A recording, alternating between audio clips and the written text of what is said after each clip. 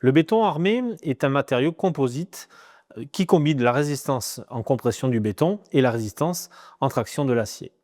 Ces propriétés mécaniques influent sur la durabilité, la performance et la structure des constructions. Comment calculer la résistance à la compression?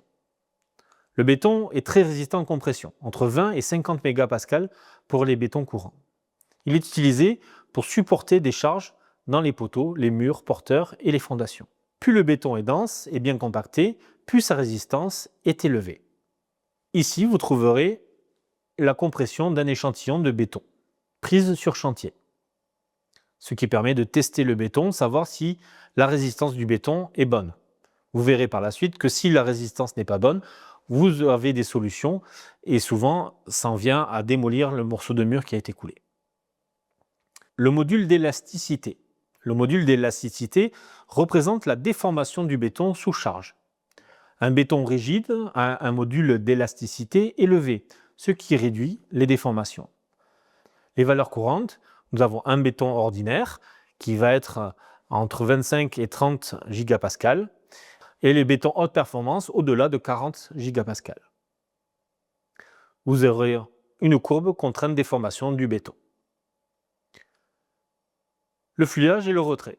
Le fluage, c'est la déformation progressive du béton sous la charge constante. Elle peut provoquer des déformations différées dans les poutres et les poteaux. Doit être prise en compte dans la conception des structures de grande portée. Le retrait, diminution de volume du béton lors de son durcissement. Deux types de retrait, retrait plastique et retrait de séchage. Peut causer des fissures s'il n'est pas bien maîtrisé. Ici joint une courbe montrant les différentes phases du retrait, selon le temps. Essais et contrôle de qualité. Ces tests en laboratoire ou sur chantier permettent de vérifier la conformité du béton.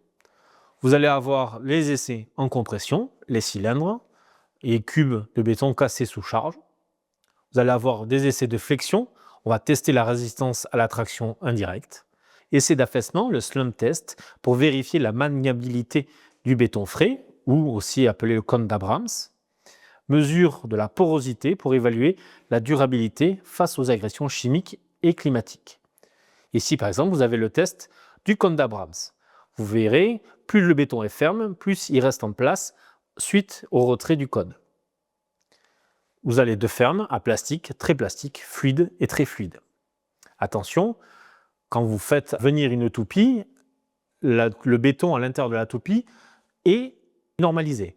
Et la centrale à béton est responsable du béton qu'elle vous envoie.